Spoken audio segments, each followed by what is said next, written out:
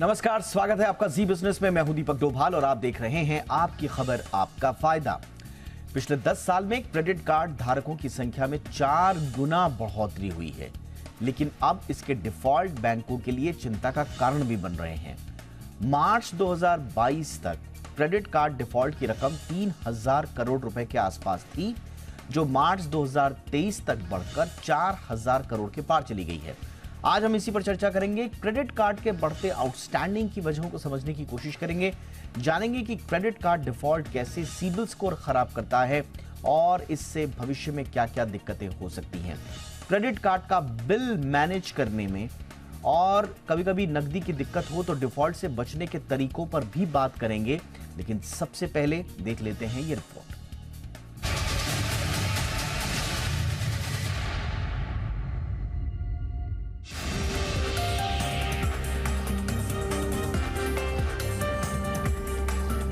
पिछले कुछ साल में देश में क्रेडिट कार्ड का इस्तेमाल तेजी से बढ़ा है। पिछले 10 साल के दौरान इसके इस्तेमाल में करीब 4 गुना बढ़ोतरी हुई है। लेकिन जिस तेजी से क्रेडिट कार्ड धारकों की संख्या बढ़ी है, उतनी ही तेजी से इसके डिफॉल्ट के मामले भी बढ़े हैं। सरकार के मुताबिक मार्च 2022 तक क्रेडिट कार्ड में ग्रॉस नॉन परफॉर्मिंग एसेट यानी कि GNPA का आंकड़ा 3,122 करोड़ रुपए था, जो मार्च 2023 तक बढ़कर 4,072 करोड़ रुपए हो गया है। क्रेडिट कार्ड एक तरह से ऐसे लोन हैं जो अनसिक्योर्ड होते हैं और इसके डिफॉल्ट होने पर इसे रिकवर करना बैंकों के लिए टेढ़ी खीर होती है, क्योंकि क्रेडिट कार्ड के एवज में बैंक के पास कोई गारंटी नहीं होती।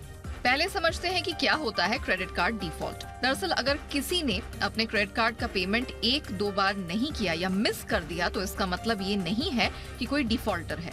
लेकिन जब कोई लगातार 3 महीनों तक क्रेडिट कार्ड का मिनिमम अमाउंट ड्यू भी नहीं चुकाए तो इसे डिफॉल्ट की कैटेगरी में रखा जाता है। अगर कोई डिफॉल्ट की श्रेणी में है तो बैंक पैसे की रिकवरी के लिए उस पर मोटा जुर्माना लगाते हैं। लेकिन अगर कोई इसके बाद भी पैसा नहीं दे रहा है तो बैंक के पास कानूनी कार्रवाई भी एक हथियार होता है।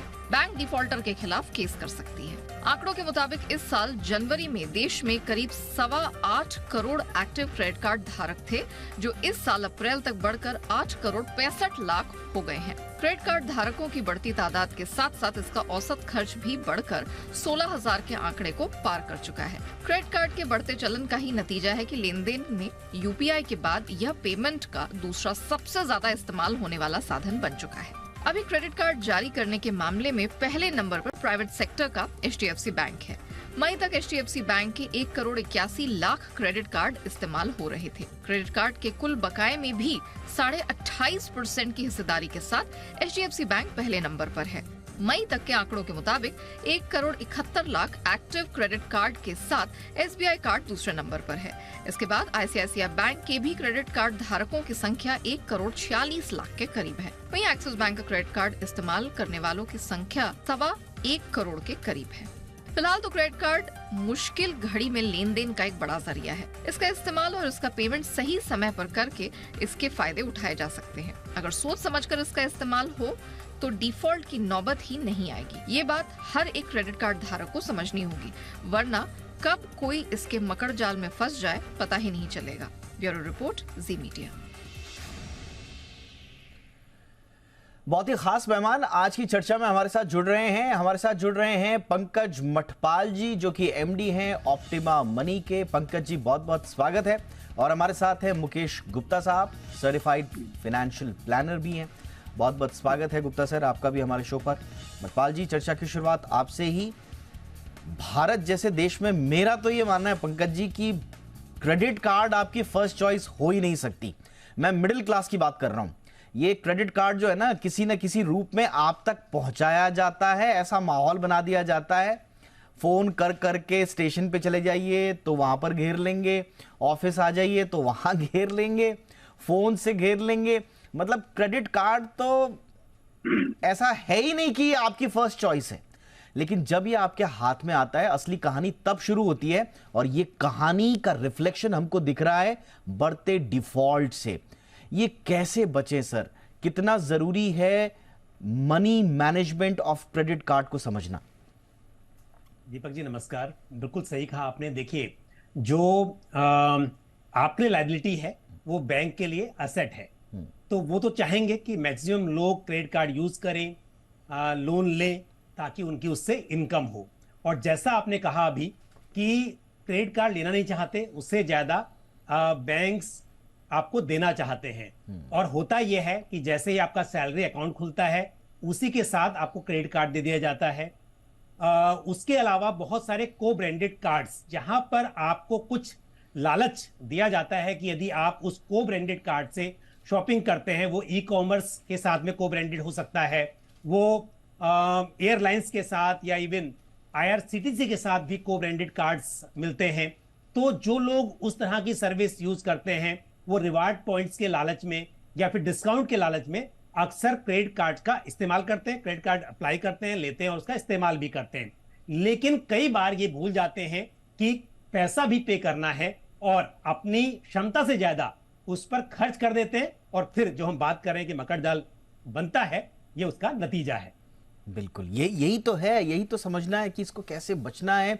गुप्ता जी, अक्सर हम देखते हैं धारणा ये है कि क्रेडिट कार्ड में जितनी आपकी लिमिट है उसको अपने स्टेटस से जोड़ लेते हैं लोग। कई बार मैंने देखा बड़ा फ्लॉन्ट करते हैं लोग, आपके क्रेडिट कार्ड में कितनी लिमिट है साहब? अजी 4 लाख है, वाह। तो मान लिया ये जाता है कि आप बड़े धनाढ़ आदमी हैं, और जिसकी क्रेडिट लिमिट कम है तो उसको कहा जाता है कि यार क्रेडिट कार्ड रखा ही क्यों है।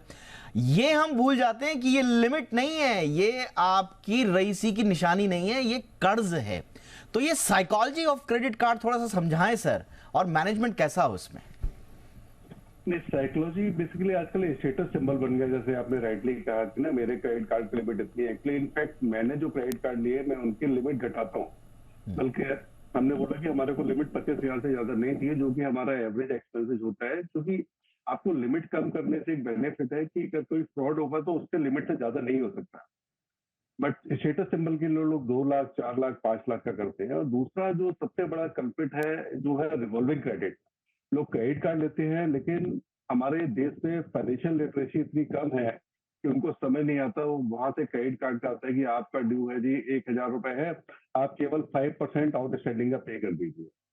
अगर मैंने ये कैलकुलेशन सिंपल की थी, अगर आप हर और उस पर रेट ऑफ इंटरेस्ट है 36%, तो अगर हर महीने आप 5% जो आपका पेंडिंग है प्लस इंटरेस्ट के साथ आप पे करेंगे, तो एक साल में रफली आप 1,000 के अगेंस्ट में आप 885 रुपए दे चुके होंगे, और उसके बावजूद आपका 770 रुपए आपका फिर भी प्रिंसिपल आउटस्टैंडिंग रहेगा। तो आपको सालों बीत जाएंगे उसको पे ऑफ करने में। बट क्योंकि मैंने बताया फाइनेंशियल लिटरेसी बहुत कम है, तो लोग इतना समझते नहीं है। जब आप आजकल मॉल में जाते हैं तो भी छोटी छोटी चीजों पे भी आपको क्रेडिट मिल रहा है, आपको सलवार सूट के लिए भी मिल रहा है, आपको मोबाइल के लिए भी मिल रहा है। और वो सिंपल से बताते हैं कि आप वो टोटल कॉस्ट नहीं बताते सर, आपको खाली 1,000 रुपये पर मंथ देना है। आप उसकी टोटल कॉस्ट है 8,000 रुपये, बट आपको 12 महीने में पूरा हो जाएगा, आप 1,000 रुपये पर मंथ दे दीजिए।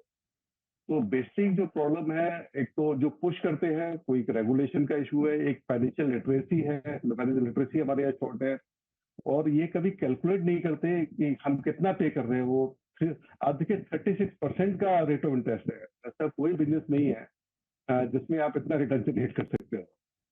तो एक किसी उन्होंने एक सेइंग है कि कहते हैं बिजनेस आप ऐसा कीजिए कि जब आप सो रहे हो तब भी आप पैसे बना रहे हो, नहीं तो आपको रेस्ट ऑफ द लाइफ काम करना पड़ेगा। तो ये तो बिल्कुल उल्टा है यहाँ पर। जब बैंक जब सोए हुए हैं, बैंक जब सोए हुए हैं उनका पैसा बन रहा है, और ग्राहक जो क्रेडिट कार्ड होल्डर है जब वो सोया हुआ है उसका पैसा जा रहा है। तो ये बड़ी विचित्र स्थिति है। अब थोड़ा सा हाइजीन पे आते हैं।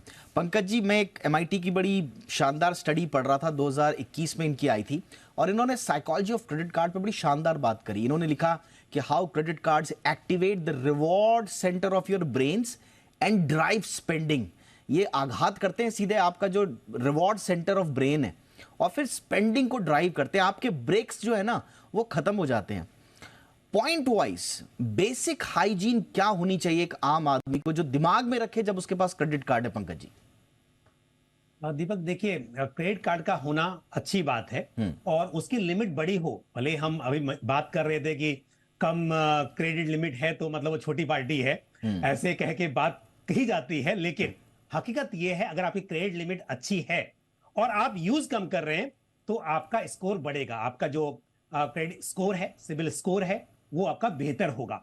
और इसमें सबसे अच्छी बात यह है कि आपको बैंक को भी कहने की जरूरत नहीं कि मेरा क्रेडिट स्कोर कम कीजिए। आजकल आप अपने ऐप के थ्रू जितनी लिमिट चाहें उतनी ओपन कर सकते हैं। आप मैक्सिमम डेली ट्रांजैक्शन पर ट्रांजैक्शन लिमिट सेट कर सकते हैं। तो अब क्रेडिट लिमिट आपकी अच्छी है, आपका ये अच्छी बात है, और कम यूज कर रहे हैं, क्रेडिट स्कोर बढ़ेगा। पर जो आपने बात की हाइजीन की, देखिए ये क्या है, क्रेडिट आपकी लिमिट जो तय हुई है वो बहुत सारे आधार पर आपने किस तरह का पहले एक्सपेंसेस किए या किस तरह से रिपेमेंट हिस्ट्री थी आपकी, उसके बेस पर तय हो गई। लेकिन इसका मतलब ये नहीं कि हमेशा आपकी जो स्थिति है वैसी ही रहेगी। इसके लिए जरूरी है कि आज जब आप उसका इस्तेमाल कर रहे हैं उस वक्त पर आपकी रिपेमेंट कैपेसिटी कैसी है। तो ये बात बहुत इंपॉर्टेंट है कि जब भी आप खर्च करते हैं आप ध्यान दीजिए कि आपको उसको रिपेमेंट करना है और टाइम पर करना है। ये नहीं कि मिनिमम बैंक के लिए तो फायदा है यदि आप मिनिमम पेमेंट करते हैं और बाकी के अमाउंट पर जो भी आउटस्टैंडिंग है उस पर आप इंटरेस्ट पे करते हैं तो बैंक को इससे फायदा हो रहा है। लेकिन यह बात तय है कि अगर आप 38-42% सालाना इंटरेस्ट पे करेंगे तो आप अमीर नहीं बनने वाले हैं और यह आपके लिए दिक्कत पैदा करने वाली बात होगी। तो इसके लिए जरूरी है कि आप ये देख लें कि जो जरूरत है आपको उसके लिए खर्च करें। अगर क्रेडिट कार्ड का इस्तेमाल करने से आपको कुछ फायदा हो रहा है, आपको टाइम मिल रहा है, कोई दिक्कत नहीं है। लेकिन ये ध्यान रहे कि जिस दिन पेमेंट ड्यू है उस दिन आपको पेमेंट करना है, तब आप बिल्कुल क्रेडिट कार्ड का इस्तेमाल कर सकते हैं। ऑलराइट, बिल्कुल आपने सही कहा। अच्छा, हम बात कर रहे हैं, जो साइकोलॉजी और न्यूरो साइंस की बात कर रहे हैं, इसको थोड़ा समझने की आवश्यकता इसलिए है आम आदमी को, क्योंकि जैसा पंकज जी ने कहा, आपको बार बार ये याद रखना है कि ये आपका पैसा नहीं है, ये दरअसल कर्ज है जो एक सोफिस्टिकेटेड कार्ड में छिपा हुआ है। अब इस कर्ज को आप जितना ज्यादा खर्च करेंगे कर्ज उतना ही ज्यादा बढ़ता रहेगा, ये दैत्याकार होता रहेगा। तो इसलिए आपको सोच समझ के इस पर खर्च करना है। गुप्ता जी, अब इसमें ये जो इकोनॉमिक्स, बिहेवियरल इकोनॉमिक्स इसमें जुड़ गई, इसमें न्यूरो साइंस, न्यूरो इकोनॉमिक्स इसमें जुड़ गई। रिस्क चॉइस बहुत इंपॉर्टेंट होगा सर समझना। लेकिन मेरा एक सवाल अब क्रेडिट कार्ड कंपनियों से, एक एग्जाम्पल मेरे को मेरे कलीग ने दिया जिसमें उसका एक पैसा, सपोज 20,850.0 समथिंग पैसा से एक पैसा कम रह गया और पूरा का पूरा चार्ज ठोक दिया उनके ऊपर 600-700 रुपए का पेनाल्टी। ये एआई के माध्यम से ऐसा हो जाता है या क्रेडिट कार्ड कंपनियां जानबूझकर बैठी रहती हैं घात लगाकर कि कब आदमी गलती करे, कब चूके और हम अपना वसूली शुरू करें? बहुत राइटली कहा आपने। छोटे छोटे अमाउंट, इवन कई बार क्या होता है कि आपने रिन्यू नहीं किया बट ऑटोमेटिक वो आपका चार्जर लगा के आपके घर पे कार्ड भेज देंगे। आप उनको कॉल कर रहे हैं सरेंडर करने के लिए बट वो उसमें डिले कर देते हैं और उसके बाद वो खेल शुरू हो जाता है कि आपने डिले पेमेंट किया, आपने इंटरेस्ट आपने फिर उसको पे नहीं किया तो आपका सिविल स्कोर खराब हो जाएगा। इस छोटे से डिफॉल्ट के लिए कल को आप हाउसिंग लोन के लिए जा रहे हैं तो आपको हाउसिंग लोन रिजेक्ट हो जाता है। आपका अगर 2,500 से ज्यादा का अगर आपका आउटस्टैंडिंग रही है क्रेडिट कार्ड के ऊपर तो आपका 50 लाख का लोन रिजेक्ट हो जाएगा। तो इस चक्कर में लोग अपने आप पे ऑफ कर देते हैं, उसको सेटल कर देते हैं। तो ये एक रेगुलेशन की बहुत सख्त जरूरत है हमारे यहाँ की कई बार कंपलसरी बिना आपके डिमांड किए और वो आपके घर पे कार्ड आ जाता है, उसको एक्टिवेट करने के लिए आपसे रिक्वेस्ट करते हैं। तो रेगुलेशन एक होना चाहिए और आप उसको एज ए कन्वीनियंस यूज करें। जो भी क्रेडिट कार्ड है वो अच्छा आपको फ्री में क्रेडिट दे रहा है बट ड्यू डेट पर आप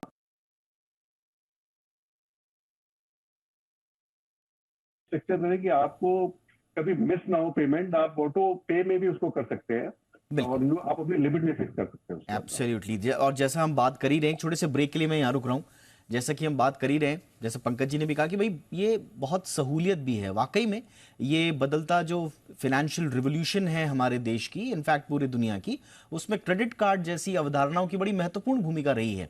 लेकिन यहाँ पर सेल्फ कंट्रोल बड़ा इंपॉर्टेंट है, कंज्यूमर बिहेवियर इसमें आ जाता है, टाइम डिस्काउंटिंग इसमें आ जाती है। एक तरह से जैसा इंटरनेट का एडिक्शन है, जैसा सोशल मीडिया का एडिक्शन है, कई मर्तबा क्रेडिट कार्ड का एडिक्शन आ जाता है लोगों को। जब तक वो लिमिट दिख रही होती है उनको दिखता है कि पूरी दुनिया के उत्पाद उन्हीं के लिए हैं और उनको लेने की क्षमता उनमें है जब तक जेब में क्रेडिट कार्ड है। तो ये थोड़ा सा हमें समझना होगा। यहाँ पर थोड़ा सा और हाइजीन पे बात करेंगे ब्रेक के बाद। आपका स्वागत है। तो क्रेडिट कार्ड का मकड़जाल हम इसलिए कह रहे हैं क्योंकि पार्लियामेंट में सरकार की तरफ से जो जवाब आया उसके मुताबिक जो क्रेडिट कार्ड के डिफॉल्ट्स हैं वो 4,000 करोड़ के पार हो गए हैं। थोड़ा सा चिंता ही इस बात की है। देखने में आपको नंबर्स ज्यादा नहीं लगेंगे लेकिन अगर आप उसकी साइकोलॉजी को थोड़ा समझने की कोशिश करेंगे तो वो एक उस बेसिस पे हम इस चर्चा का आयोजन कर रहे हैं कि आखिर क्यों क्रेडिट कार्ड के डिफॉल्ट्स बढ़ रहे हैं, आउटस्टैंडिंग अमाउंट्स जो हैं वो रह जा रहे हैं। और दूसरी बात ये है कि अक्सर आप किसी से बात कीजिए तो विरले लोग ऐसे मिलेंगे जो अपने क्रेडिट कार्ड से खुश हैं या जो अपनी क्रेडिट कार्ड बिहेवियर और हाइजीन है उससे खुश हैं। तो इस पर इसीलिए हम आज बात कर रहे हैं। पंकज जी, फाइनेंशियल मैनेजमेंट तो बिगाड़ ही देता है अगर आपने थोड़ा बहुत क्रेडिट कार्ड का इस्तेमाल ढंग से नहीं किया, लेकिन ये अननेसेसरी स्ट्रेस भी आपके ऊपर डालता है। तो ये दरअसल मेंटल हेल्थ से भी जुड़ा हुआ इश्यू हो जाता है आपका। जरा बताएं क्या क्या कर सकते हैं, क्योंकि कई बार सीबिल, कई बार थर्ड पार्टी रिकवरी एजेंट्स, ये बहुत सारी प्रॉब्लम्स आती हैं जो बेचारे आम लोग झेलते हैं। क्या करना चाहिए ऐसे में, बेसिक चीजें क्या ध्यान में रखनी चाहिए?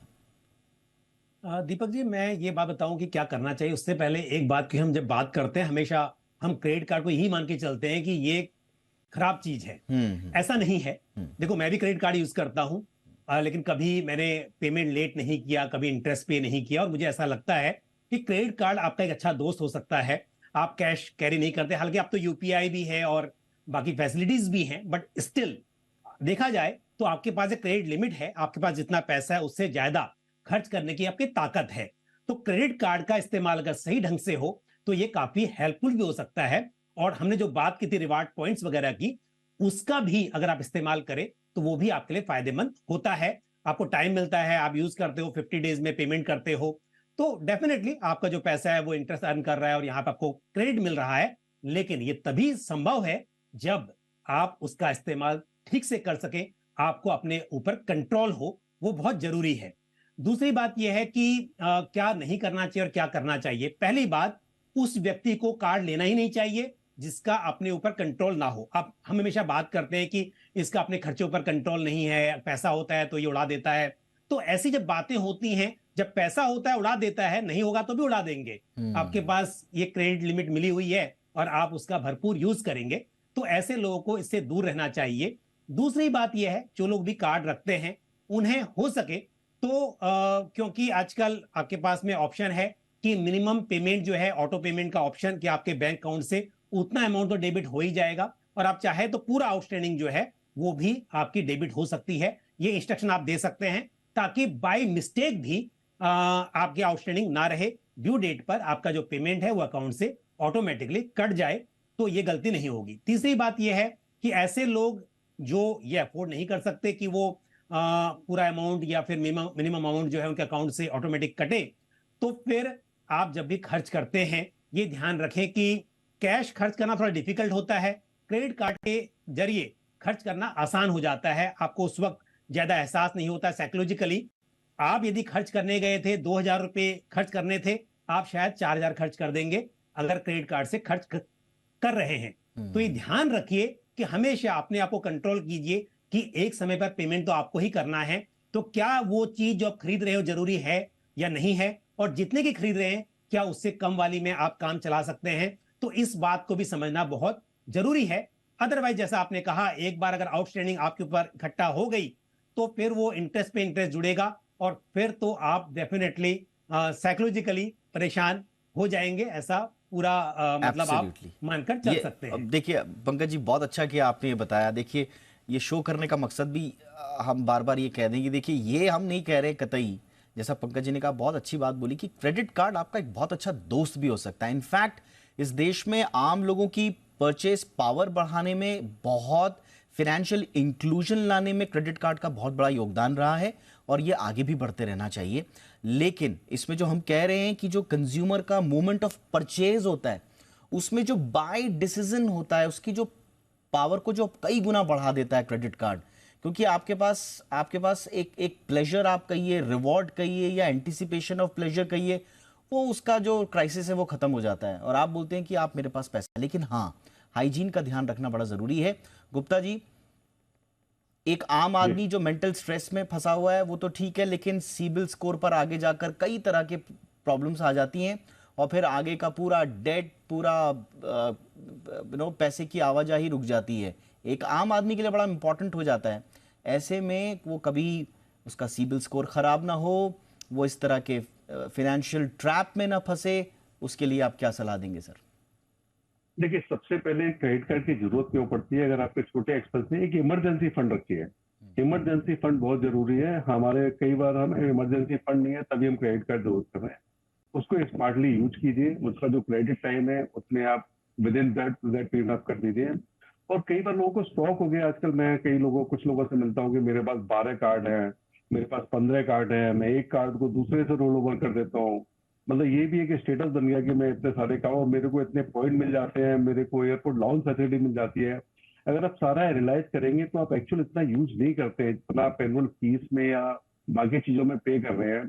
तो उससे बचना चाहिए कि आपको जो रिवार्ड है, जो बेनिफिट है, वो इतना ज्यादा नहीं है, बट आप छोटे पॉइंट्स और लॉन्च जैसे फैसिलिटी के चक्कर में आप इतना सारा अपने डेट में फंसते जा रहे हैं। रिवॉल्विंग का मैंने बताया था, रिवॉल्विंग क्रेडिट जो यूज करते हैं तो लिव आपको जो मेन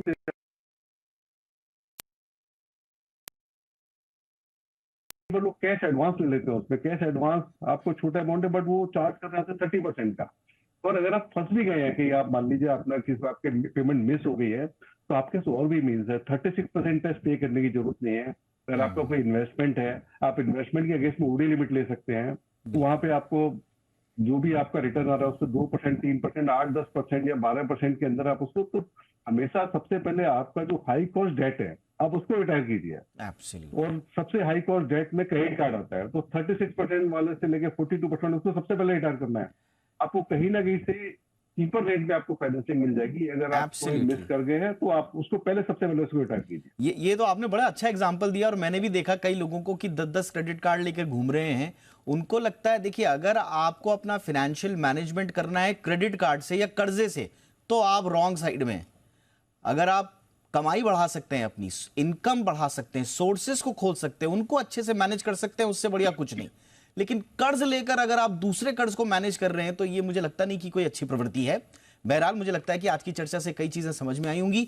थोड़ा सा हमने साइकोलॉजिकल पार्ट पे भी बात किया, थोड़ा हाइजीन वाले पार्ट पे भी बात किया, और दूसरी बात जो इंपॉर्टेंट बात ध्यान रखनी है आपको, क्रेडिट कार्ड आपका बहुत अच्छा दोस्त बन सकता है यदि आप उसको पूरे सही संदर्भ में और अनुशासन के साथ स्पेंड करना सीख जाएं। और इसके लिए आपको जो बातें ध्यान रखनी है वो शो में हमने डिस्कस की। बहुत बहुत शुक्रिया पंकज मटपाल जी, वक्त निकालने के लिए आपका। मुकेश गुप्ता जी, आपका भी बहुत बहुत शुक्रिया।